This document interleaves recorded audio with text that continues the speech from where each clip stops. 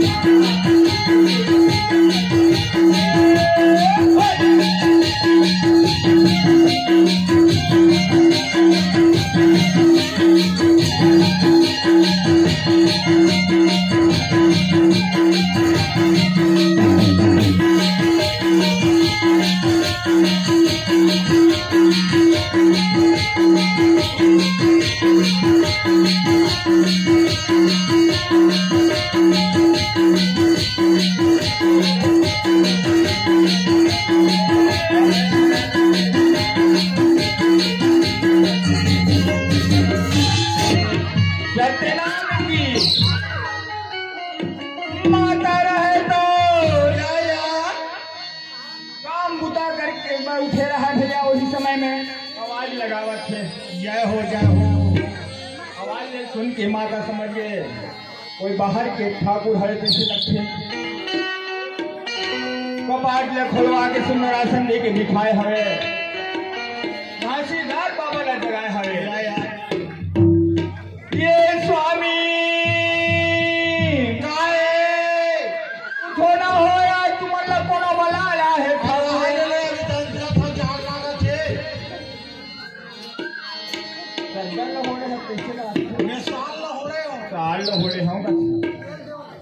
भैया माता रहे तो नमाज लगावत है जी घासीदास बाबा कथे का हो गए सफरा कोई तुमला बला रहा है स्वामी याद आ गए घासीदास बाबा का काबर आज बहरा खेल में मुला हल चलाना है मुला जाए ल पर ही वहीं ऐसे कह के बाबा घासीदास से तो उठने लगेगी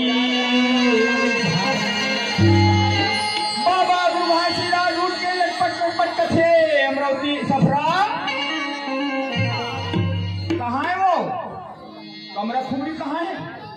मोसुधारी कहाँ है नांगर तो दे जा लग यार ऐसे उज कर मारे हो जोड़ी जाके देख लेना ऐसे करके बाबा सुंदर नागर के जोते पर चले जाते मांगोदार बाबा सोचा थे मनी मन में बेटा आता धरती के सेवा करे बेटा आशीर्वाद मोरी राज दुलरवा बेटा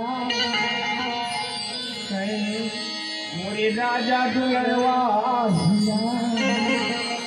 नागरी हरे बन जावे राजा दुलरवा हीरा दुलरवा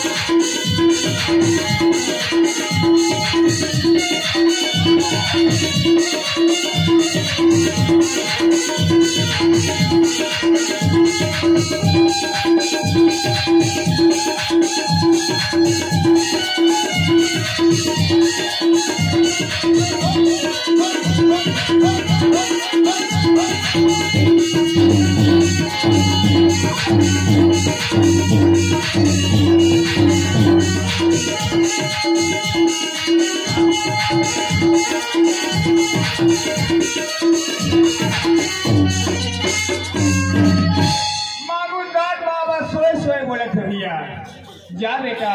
धरती की सेवा करबे तो अन्न उपजावे। मांगूदास बाबा की आवाज सुन करके घासीदास रहता हूँ। सफरा मैं बाहरा डोली में जा खनाली नागर खाने बस ही पानी लगे ले अनबे सफरा 12 बजे के समय में कई सुंदर ले अनबे कहेगी भाई घासीदास बाबा देख करके गोपाल महाराज कथे कर जी घासीदास बोला यही बहरा में ये दोनों बैला में हल चल रहा है और ये 5 काठा धान ये बहरा ला तोला बो के आना है 5 एकड़ बहरा में बोबे। घासीदास बाबा जान रही घासीदास बाबा कथे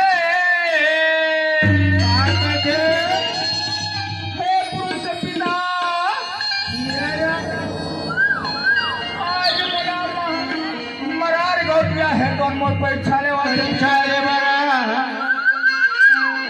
आज मोला परीक्षा में पास करा देते हे पिताजी। आज मैं कुछ सेवा भक्ति नहीं जाने हो। आज तोर नाम लेकर सतनाम के नाम लेकर के मैं संसार में सत्य के नाम के अखाड़ा जब ना हो गए हम आज वही सतनाम अखाड़ा सिद्ध करते थे पिताजी। आज ये छोटे जोड़ी बैलाल देवा थे कभू नागर खींचे नहीं है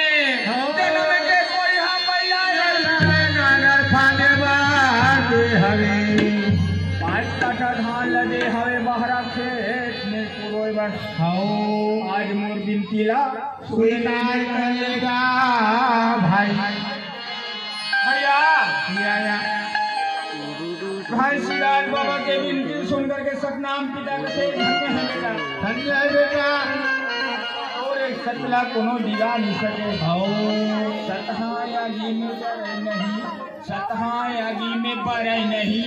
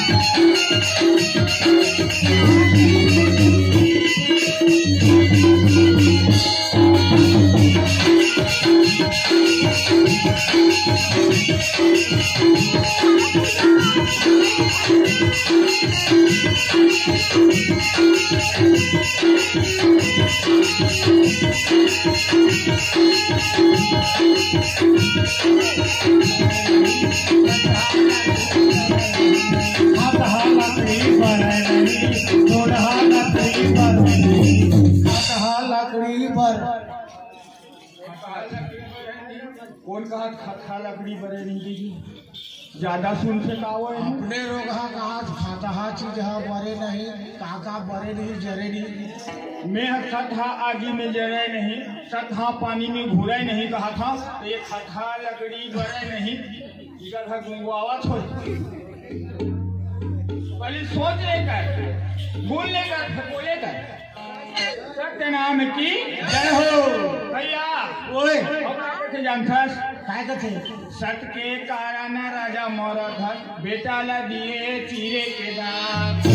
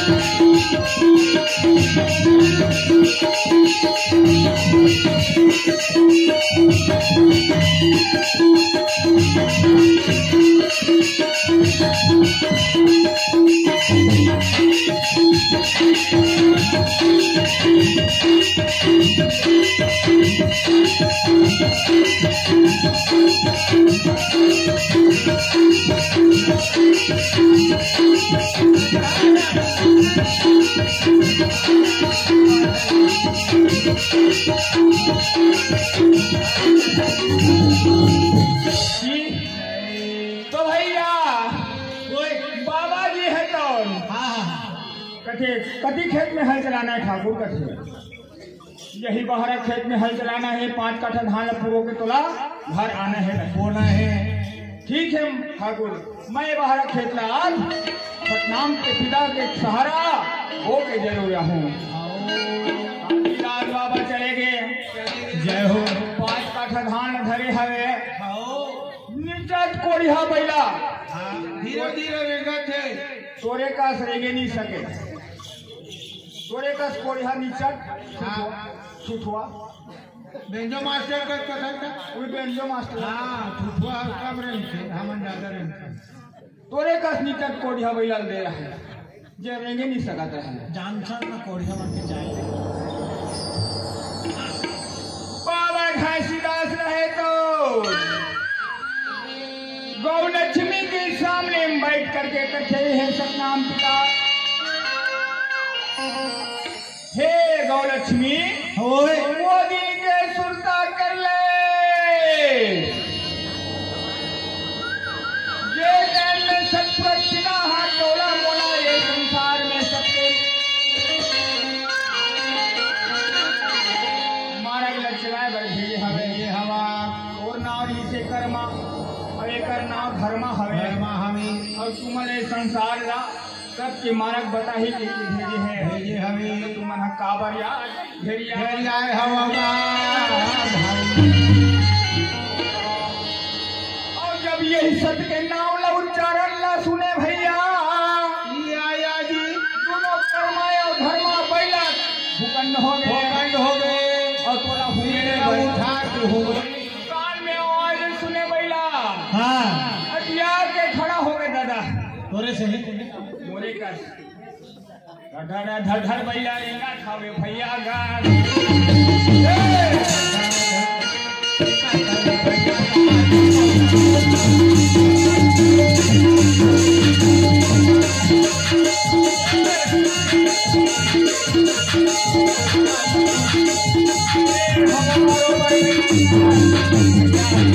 हमारो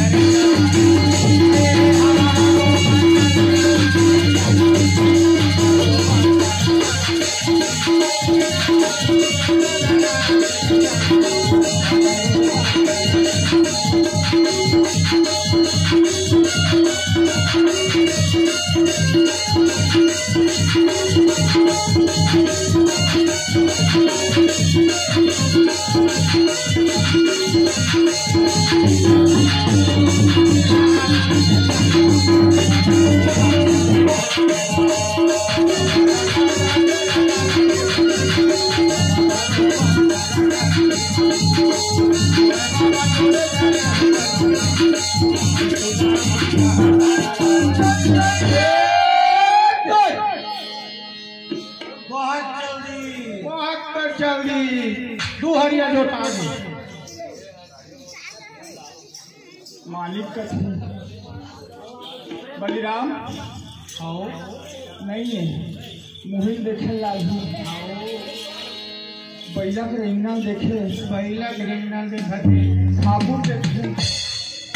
वाह रे कोढ़िया बैला बैला हो कोढ़िया बैला कहीं दिए उठाए लात 1 लाख मारी तो ठाकुर चित्त हो गई तो ठाकुर कथे मोरे खवाए बैला मुही माथा रे आओ मोरे खवाए कोढ़ा भूसा बैला मुही माथा रे मुहिल माथा दुष्यंत कुमार ग्राम पांडवा के रहने वाले तरफ से बाबा गुरु घासीदास के चरण में 20 रुपए की तरफ अर्पित हो हवे। बाबा गुरु घासीदास का पूरे परिवार आनंद में मंगल बना रखे। बोलो गुरु घासीदास बाबा की। आज होकर महिमा नहीं जाने भैया आओ बाबा की महिमा हम नहीं जाने। नहीं जाने कुछ ही समय में देखे पूरा खेत भर अनाज पड़े हवे बड़े हवे धान की बीजा पूरा चंचल दिखा बच्चा बुआए हवे बच्चा बबुआ है गोपाल मालिक रहता घर के दौड़ते जावत है गंगा मास्टर और गुरु के चरण में माथ नवावत भाई लिखा दिए हो पैया लागो नाम बता दिए हो बाबा पैया लागा